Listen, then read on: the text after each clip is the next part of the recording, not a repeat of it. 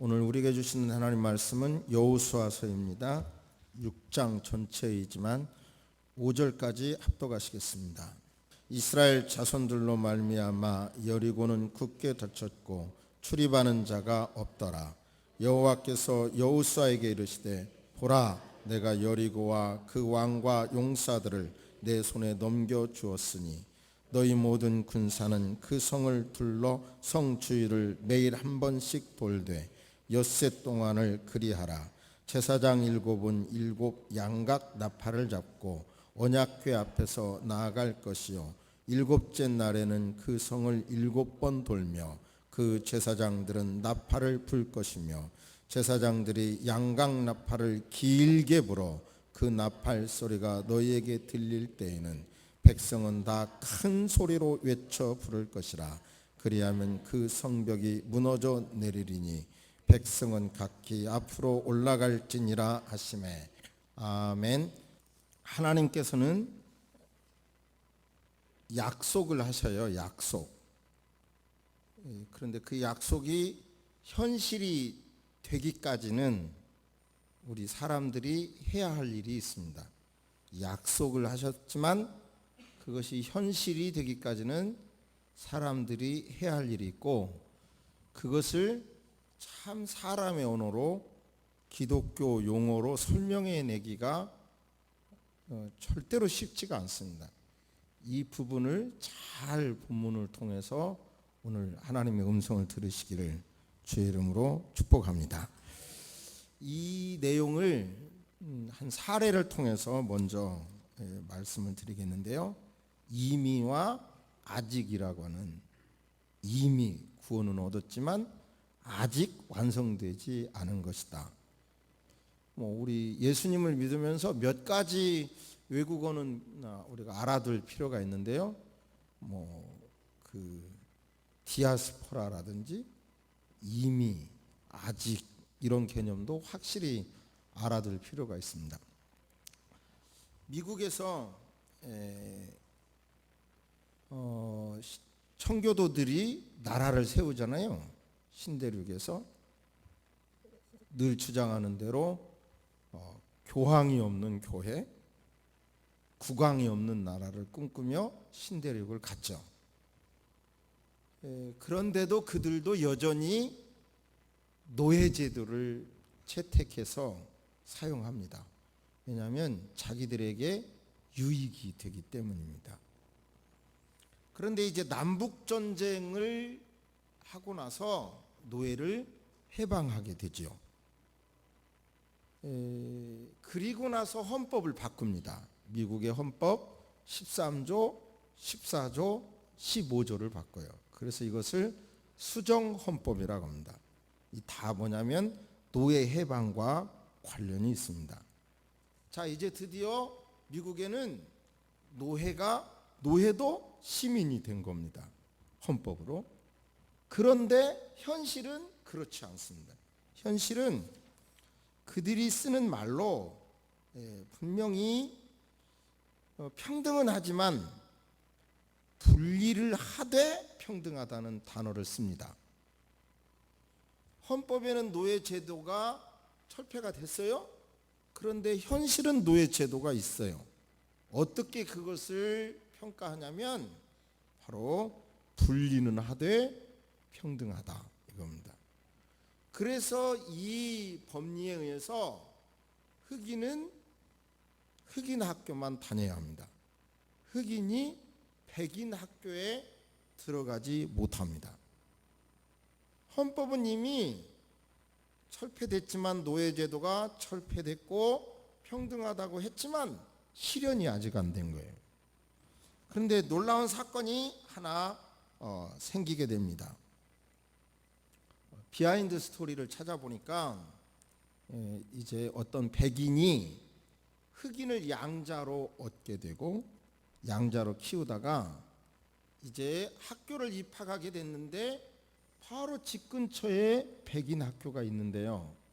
멀리 흑인 학교를 보내게 되는 거예요. 그게 불편한 거예요.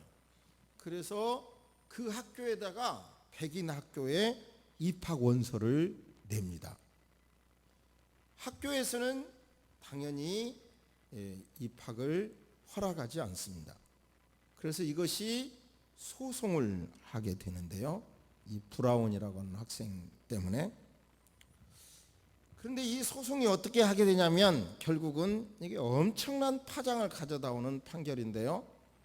판결문 앞부분에서 불평등을 인정합니다. 어떻게 주장하냐면 부지런한 사람과 게으른 사람이 평등할 수는 없다. 그들에게 불평등은 당연한 것이다. 사실 그렇잖아요. 열심히 사는 사람과 열심히 살지 않는 사람이 불평등한 건 당연하다. 그런데 노력해서 안 되는 것 때문에 불평등을 받는 것은 잘못이다.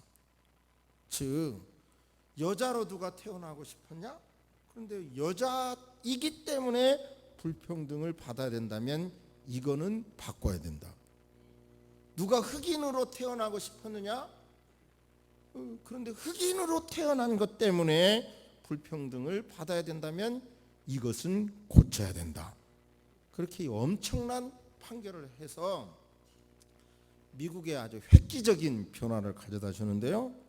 그러나 그 판결이 나고 이제 각 공문으로 이대로 시행하라고 해도 금방 또 이행이 안 돼요.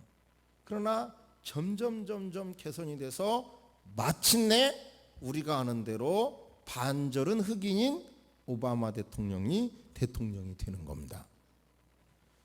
이미 헌법은 평등을 선언했지만 실제로 이루어지는 데는 많은 시간이 갔다는 말씀입니다. 저와 여러분이 예수 그리스도를 믿음으로 말미암아 이미 구원을 얻었지만 그 구원의 완성은 시간이 필요합니다. 우리가 노력할 것이 있습니다. 예수 그리스도께서 이 땅에 오신 것은 양으로 생명을 얻게 하고 더 풍성하게 하기 위함입니다. 그런데 예수 그리스도께서 주시는 그 풍성함은 약속하셨지만 우리 믿는 사람이 받는 데까지는 아직입니다. 우리가 해야 할 일이 있습니다. 여리고 성을 하나님께서 이미 허락하셨습니다. 당장 사건이 아닙니다. 오래전부터 약속하셨습니다. 이미 주셨습니다. 그러나 아직 그 땅은 여리고 성은 이스라엘 사람들 것이 아닙니다. 그 과정에서 이미와 아직 사이에서 인간이 해야 할 일이 있습니다. 저와 여러분이 해야 할 일이 있습니다. 여러분을 선택하신 하나님께서는 여러분에게 많은 은혜를 주셨습니다. 세상적인 복을 주셨습니다. 축복해 주시기를 원하십니다. 우리 교회를 세우셔서 하나님께서는 우리를 통하여 받으시기를 원하시고 이루시기를 원하시는 일들이 있습니다. 그런데 이 일도 우리가 이루기 위해서는 저와 여러분들이 해야 할 일이 있습니다. 그것을 본문을 통해서 명확하게 찾아내시는 이 시간 되시기를 주의 이름으로 축복합니다. 너무나 잘 알려진 본문인데 어떤 메시지를 주께서 주실 것인가를 상상해 보시고 기대해 보시기를 바랍니다.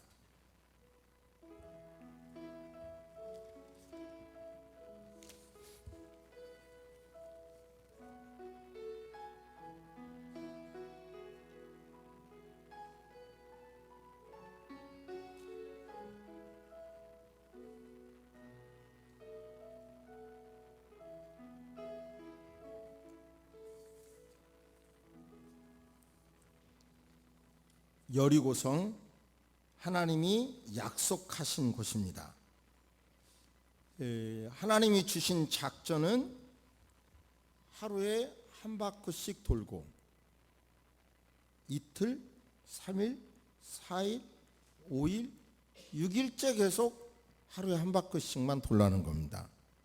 그리고 7째 날은 하나, 둘, 셋, 넷, 다섯, 여섯, 7 돌면서 나팔 소리를 들을 때 와 소리를 지르라는 것입니다.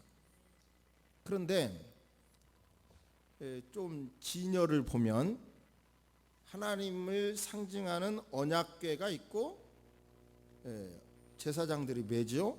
언약궤가 있고, 그 다음에 제사장이 있고, 그 다음에 그 앞에 정예부대가 쓰고 후위부대가 쓰고 백성이 쓰는 그런 진군 행렬입니다. 행렬대가 그렇게 되는데요. 조건이 있어요. 마지막 날 여호수아를 통해서 엄청난 조건을 제시합니다. 그 제시가 뭐냐면, 오직 너희는 진멸할 것으로부터 스스로 주의하라. 진멸하라는 거예요. 진멸. 그 성과 그 안에 있는 모든 것은 다 여호와의 것이니 사람과 짐승을 진멸하라는 것입니다. 단 하나 누구만, 기생 라합과 그의 집에 있는 사람은 살려주어라. 또 그 다음에 은, 금, 놋 그릇, 철 그릇, 이 모두가 다 거룩한 것이니까, 하나님의 것이니까 여호와의 창고에 드리도록 하지 너희가 갖지 말라는 것입니다. 생각을 해봐요. 광야 생활을 하면서 정착을 하면, 가나안 땅에 들어가면 이제 좀 좋은 옷도 입어보고 싶고, 좀 금붙지도 갖고 싶고, 보석도 갖고 싶은 마음이 가득한데, 그 꿈을 산산조각 해버리는 거예요. 산산조각 내는 거예요, 이 말씀은. 그리고 거기에 있는 짐승을 가져서 재산을 좀 부리려고 싶은 마음이 없었겠어요? 그런데 그 모든 것까지, 더구나 사람을 다 죽이라는 건, 이건 국제법상으로도 이건 도저히 용인될 수 없는 일이죠. 이성적으로 사람을 다 죽이라는 게 이게 어떤 말로 설명이 됩니까? 그런데 하나님께서는 마지막 날 이 명령을 합니다. 그리고 더욱 기가 막힌 말씀이 10절에 있어요. 같이 보십니다. 시작. 여호수아가 백성에게 명령하여 이르되 너희는 외치지 말며 너희 음성을 들리게 하지 말며 너희 입에서 아무 말도 내지 말라. 그리하다가 내가 너희에게 명령하여 외치라 하는 날에 외칠지니라. 아멘. 아주 특별한 조건이 뭐냐면, 한마디로 말하지 말아라. 입을 다물어라. 그리고 외치라고 할 때 외쳐라, 이 말입니다. 좀 상상을 해봅시다. 고대에 아주 요새 같은 성 중에 여리고성은 하나입니다. 땅에서 땅을 파고 돌을 쌓기 시작했고요, 4m 내지 5m까지 돌 옹벽을 치고, 그 위에 6에서 8m의 어떤 우리나라로 말하면 흑벽돌 있잖아요. 흑벽돌로 이렇게 쌓습니다. 그리고 어느 정도 거리를 뛰어서 또, 아까 그건 외벽이고요, 내벽을 쌓아요. 적어도 외벽보다 자료를 찾아보니까 14m가 더 높았다고 그래요. 그리고 외벽에 이렇게 탑을 쌓으면 이 끝에가 외벽은 2m, 그리고 내벽은 그보다 배가 높다고 합니다. 상상을 해보면 얼마나 큰지. 그러니까 그렇게 고대의 든든한 성인 거예요. 든든한 성. 고고학자들이 이것이 사실이냐 아니냐를 막 연구합니다. 두 가지 분류로 나오는데요, 여리고성 그건 소설이야. 그냥 사실이 아니라 소설이야, 이렇게 주장하는 사람이 있고요. 또 이제 어떤 사람은 와 할 때 지진이 일어나서 무너진 거다, 이런 또 주장도 있고요. 또 어떤 사람은 와 소리칠 때 인간의 이 소리에는 어떤 기가 있잖아요. 그 공명에 의해서 무너졌다, 이런 식으로 억지로 이제 또 해석하는 팀도 있고요. 그런데 금세기 초 독일 팀이 거기에서 외벽이 있었고 그리고 내벽이 있었고 외벽과 내벽 사이에서도 사람이 살았다는 증거와 그 다음에 기가 막히잖아요.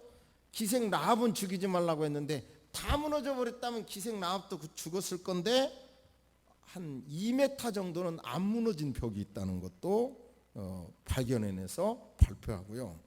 또 그 다음에 그때 성경 안에도 수학 시기라고 그러잖아요. 그래서 그런지 그 여리고성 안에는 집에 항아리에다가 곡식을 많이 담아놓은 집이 있었다는 것을 발견해냅니다. 그리고 물도 많이 우물이 개발되어 있다는 것, 그런 것도 발견해내요. 자, 그러면 생각해 보세요. 그렇게 단단한 성을 기대가 저 성을 이제 점령함으로 정착 생활을 하게 되는데요. 기대가 없었겠냐고요. 정말 보석도 가져보고 싶고 좋은 옷도 입어보고 싶고 안정된 생활에 그런 기대가 없었겠냐고요. 그런데 하나님은 그 성을 무너뜨리라고 그러시고 진멸하라고 그러시고 그리고 이 단단한 성을 하루에 한 바퀴 돌았다고 해가지고 무너지겠냐? 부정적으로 생각이 없었겠냐고요. 자, 생각해 보세요. 부정적인 생각이 있어서 자, 우리 뭔 짓거리 하는 거야 지금 이게.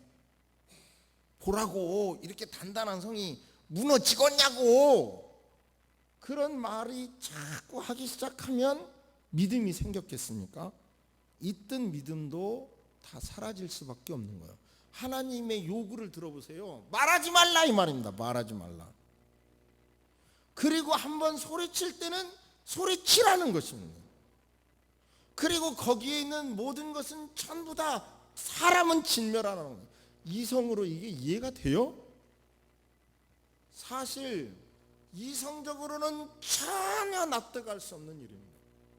어떻게 보면 이것은 너무 황당한 일입니다. 아니, 저 같은 성격도 성경에 기록되어 있어서 그렇지 어느 전쟁에서 승리하면 사람을 다 죽이라 그런다면 절대로 동의 안 합니다. 그런 전쟁이 어디가 있습니까? 하나님이 말씀하시니까 이게 진리다. 이 복잡하게 일어나는 생각을 딱 차단하고 아멘 그러는 거지. 일반 세상사에서 점령해서 진멸하라. 사람도 진성도 진멸하라. 하나도 갖지 말라. 절대로 용납이 안 될 겁니다. 아니, 저부터서도. 그리고 그 성을 하루에 한 바퀴 돌아서 와 소리치라. 쇼합니까? 쇼해? 이러지. 그 어떻게 믿음으로 그걸 설득합니까? 하나님은 그럴 바에야 차라리 아무 소리 하지 말라는 거예요. 그러니까 병자를 치료하실 때도 들어오지 마, 들어오지 마라. 그리고 예수님이 직접 기도하시잖아요. 부정적인 얘기는 차라리 없는 게 낫다는 거죠. 이 말씀 속에서 여러분들은 과연 우리 시대에 나에게 들려주시는 메시지, 과연 하나님이 허락해 주신 여리고, 하나님이 허락해 주신 구원, 하나님이 허락해 주신 천국, 하나님이 허락해 주신 이 땅의 천국, 하나님이 허락해 주신 교회에서의 천국, 하나님이 허락해 주신 가정이나 모든 곳에서 천국이 이루어지기 위해서 무엇을 고쳐야 된다고 생각하십니까? 하나님이 주셨어도 저와 여러분이 해야 할 게 있어요. 해야 할 게 있습니다. 그것을 안 하면 오히려 또다시 광야 40년 갈 수 있습니다. 명심하시기를 바랍니다. 이 말씀 속에서 과연 나는 내게 허락해 주신 이 교회, 이 가정, 이 영역에서 어떻게 해야 주께서 주시기를 원하는 것을 내가 받을 수 있는지 다시 한번 생각해 보시기를 바랍니다.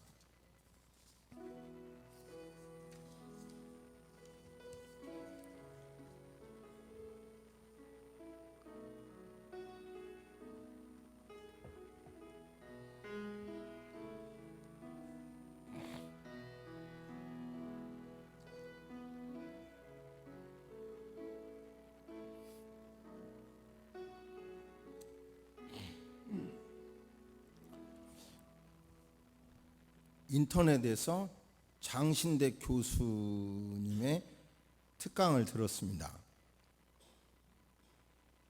내용이 뭐냐면 자기 자신이 유학을 하고 장로교신학대학 교수를 하게 됐는데 자기 의식 속에 교회에 대해서 기대가 없다는 걸 발견했다는 거예요. 교회를 통해서 사회가 정화되고 교회를 통해서 성도의 삶이 변화되고 빛과 소금의 역할을 한다는 기대가 자기 마음속에 없다는 걸 발견했다는 거예요.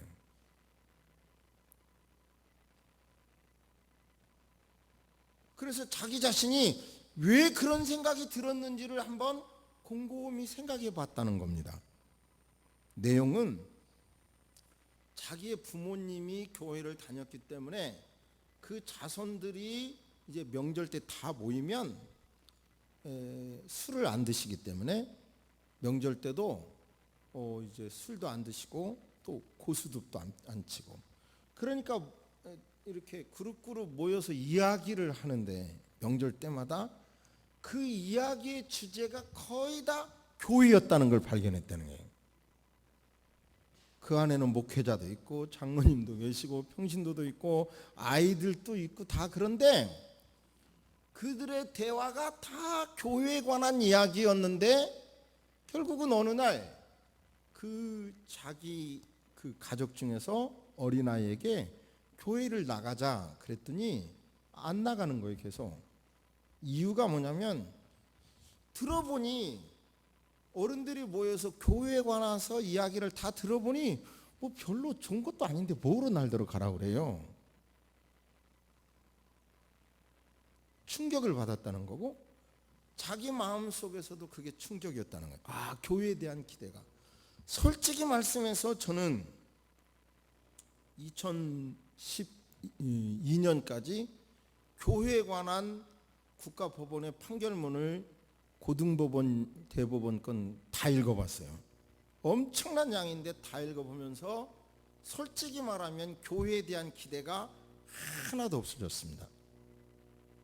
똑같은 인간들이 모이네. 오히려 더 지긋지긋하네. 끈질기네. 이런 생각까지 들어요. 어느 한 교회는 한 가지 사건으로요, 대법원 사건이 4개가 가는데요, 4개 소송이 되는데요, 대법원 판결이 현재 10개가 나왔고 4가지 사건에서 앞으로도 2개가 더 나와야 돼. 끈질겨요. 끈질겨. 저는 교회에 대한 기대가 완전히 바닥이었습니다. 그래서 그렇다면 교회에 대한 기대가 없는데 왜 내가 목회하지? 이런 딜레마에 빠지는 거예요. 그러다가 제가 그래도 교회가 세상의 희망이지 이런 생각을 가졌는데요. 에베소서 말씀을 묵상하다가 그래도 역시 지역교회가, 로컬 처치가, 지역교회가 하나님의 희망이구나, 그것을 깨달았어요. 제 영성이 회복이 됐어요. 제 실망이. 제가 법을 공부하고 한국 기독교 최대 단체에 들어가서 일도 해보고 총회 가서도 봐도 별로 그렇게 존경할 만한 것을 발견 못했거든요. 그래서 그 실망을 결국은 그래도 성경의 교회가 예수 그리스도의 희망이다라고 하는 것을 깨닫고 회복이 됐는데요. 여러분도 생각해 보십시오. 우리가 남을 평가한다고 그러지만 결국은 어떤 사건을 평가한다고 그러지만 그 평가의 캐논은, 잣대는, 측량자는 저와 여러분의 생각인 거예요. 그러면 그 생각은 법도 아니고 내 생각인 거예요. 그런데 분명한 것은 자기가 타락한 사람은 자기가 타락한 기준으로 또 판단하는 거예요. 자기가 은혜로운 사람은 자기의 은혜로운 기준으로 남을 또 이해하는 거예요.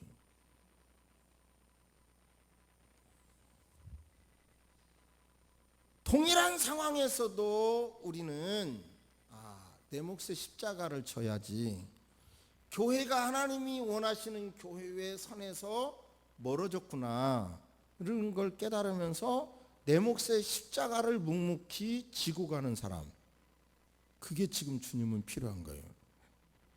할렐루야.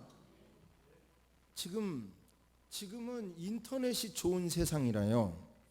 우리 개신교 안에도 예를 들어 제가 내일 기자회견을 하겠다 그러면서 점심을 사주고 차비를 주려고 하면요, 적어도 기자가 삽시간에 60명은 옵니다.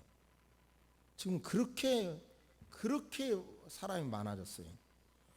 그런데 이 엄청난 이제 김영란법이 제발 실현되기를 바라고요. 기자가 그 법이 통과가 되면 어떤 이유로도 100만 원만 받으면 이제는 현행 처벌을 받도록 되는데요. 지금 뭐 말은 어떻게 해도 돈 주는 사람 유익한 대로 막 써대요. 의혹이라고 하는 말로. 이 민주주의 안에서는 언론이 보호받는 게 대단하거든요. 언론의 기득권이 커요. 언론이. 그런데 그 언론은 뭐 하더라 카더라, 어느 교회에 이런 의혹이 있다더라, 어느 목사가 이런 의혹이 있다더라, 이런 걸로 막 드러냅니다. 교회 스스로. 자세히 보세요. 공영방송에서 불교나 이런 쪽의 비판은 별로 안 해요. 그런데 교회 쪽의 비판은 얼마나 많이 하는지 몰라요. 저는 제 양심상 우리 한국 개신교 안에서 가장 그래도 목회자적인 양심이 있고, 어떤 종교 내부의 문제로 돈을 주어도 받지도 않고, 그리고 실력이 있고요. 그런 목사가 우리 교회에 왔던 정준모 총회장이 자랑할 만한 친구야. 근데 그 총회장이 됐을 때도 그렇고요, 되고 난 다음에서도 소문 하나로 그래 타더라, 이 소문 하나로 계속 되뇌가지고요 2015년부터는 설교도 못해요. 후임자 구해서 사표 내기로 했어요.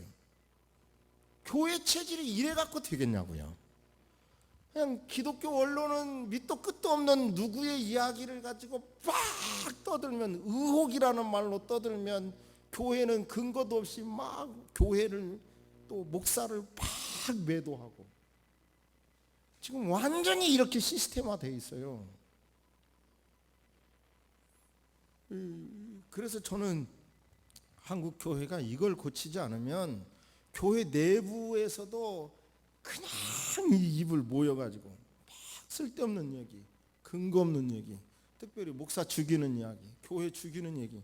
우리 교회는 별로 이것이 없어서 없어진 것 참 감사하고요. 한국 교회가 이것이 없어져야 될 줄로 믿습니다. 한국 기독교가 명확한 근거를 가지고 남을 욕해야죠.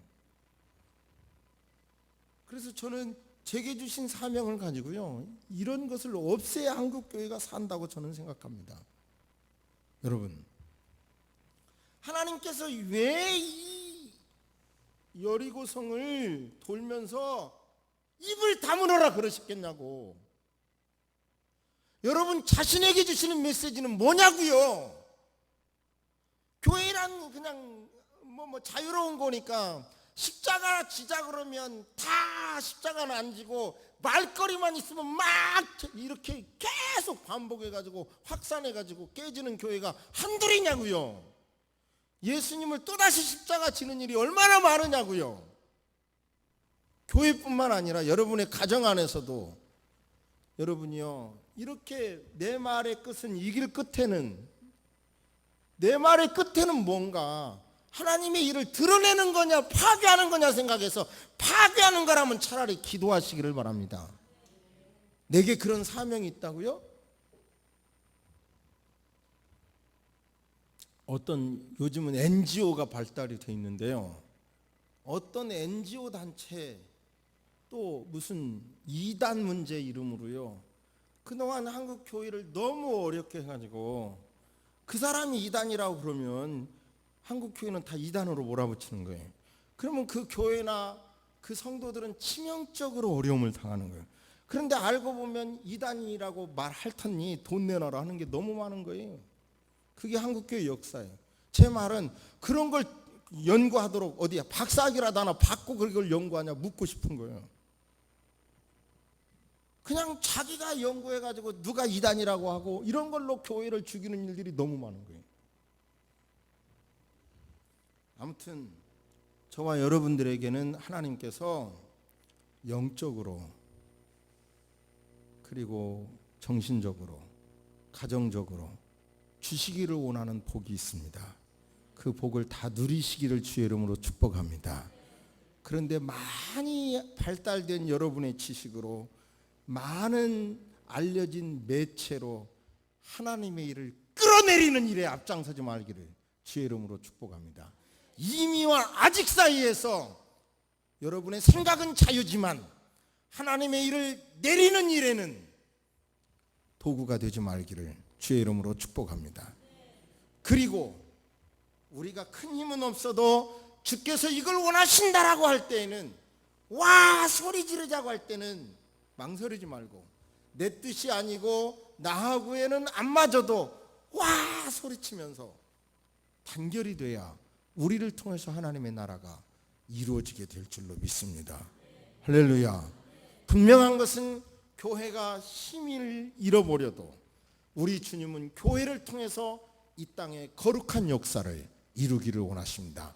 여러분을 통해서 그 일을 이루시기를 원하시는 하나님의 마음을 여러분 풀어드리기를 주의 이름으로 축복합니다.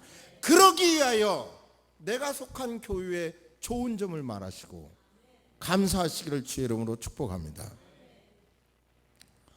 제 아내가 일부 설교하고 난 다음에 이거 절대로 하지 말라고 하던데 하지 말라고 하니까 더 합니다. 지난주에 열린선교교회하고 예배를 드렸고 이따 이제 우리는 소그룹 모임을 가지려고 합니다. 장로님들과 부서장과 여러분들은 리더 여러분은 모여주시기를 바라고요. 그런데 무슨 차이가 있을까 한번 생각을 해봤어요. 그 교회와 우리 교회. 우리 교회에게 그 교회가 없는 장점이 많죠. 이미. 또 우리가 제가 말하는 것은 배울 것도 있다는 말이에요. 배울 것도. 내 것이 좋다 이거는 아니죠. 우리가 뭘 더 하나님의 뜻을 위하여 뭘 더 보충해야 될 건가 하는 마음은 끝없이 가져야 된다는 게 제 생각입니다. 그런데요. 그 교회 교인들의 휴대폰 번호가 이런저런 이유로 제게 몇 명이 있어요. 그래서 그분들의 그 교인들의 카톡을 다 들어가 봤어요. 그 카톡 안에 프로필 들어갈 수 있는 친구는 안 맺어도 볼 수 있는 걸 다 들어가 봤더니 놀라운 사실을 발견했어요. 이것이 뭐 전체인지 아닌지는 모르겠는데 그 교회 교인들은 카톡을 들어가 보니까 몇 명 내가 알고 있는 몇 명을 들어가 보니까 전부 목사님과 찍은 사진이라든지 교회와 관련된 사진들을 프로필에 올렸더라고요. 근데 우리 교회는 어떤가 이제 제가 살펴봤어요. 스스로 한번 생각해봐요. 여기서 정답은 유목사는 아주 굉장히 목회를 성경적으로 잘하거나 저는 성경적인 목회를 해보려고 여기까지 노력한 사람인데 아주 성경적으로 잘하거나 꽝이거나 둘 중 하나더라고요. 어느 쪽이라고 생각하세요? 저는 정답은 아직은 없어요. 근데 그걸 보면서 확실한 것은 교회 우리보다는 우리 성도님들은 가정 중심, 교회 중심을 균형을 아주 잘 맞추고 있다는 생각은 제가 갖고 있고요. 그런데 그쪽 사람들은 무게가 그래도 교회 중심으로 더 뭉쳐 있다는 건 느낄 수밖에 없었어요. 제 생각이 틀렸습니까? 그걸 카톡을 보면서 이 우리 교인들보다는 교회 중심으로 더 뭉쳐 있구나. 제가 생각하는 것은 결국은 우리의 신앙은 모든 영역이 다 하나님의 나라지만 영적인 중심이 우선이 조금 더 무게를 두어야 우리를 통해서 가정도 신앙으로 이끌어갈 수 있고 직장도 삶도 이끌어갈 수 있다는 것은 확실하다고 생각합니다. 아무튼 여러분 모두 다 이 말씀을 생각하며 여리고 무너뜨려야 돼. 내게 주셨어. 뭘 조심해야지? 사람 다 진멸하라고 해도 하나님이 그렇게 하시면 들어야지. 차라리 내가 이해가 안 된다고 하면 이해가 안 된다면 말하지 말아야지. 이 정도의 결단은 하시기를 주의 이름으로 축복합니다. 아멘. 지금은 우리 주 예수 그리스도의 은혜와 우리 하나님의 놀라우신 사랑과 성령님의 감화 감동 교통하심이 믿음이 이기네. 내 이성으로 내 가치관으로 판단하는 것이 옳은 것이 아니라 믿음으로 이긴다는 것을 깨닫고 믿음으로 살기로 다짐하며 믿음이 아닌 것은 차라리 말하지 않겠다고 다짐하는 성도 위에 이제로부터 영원토록 함께 있을지어다. 아멘.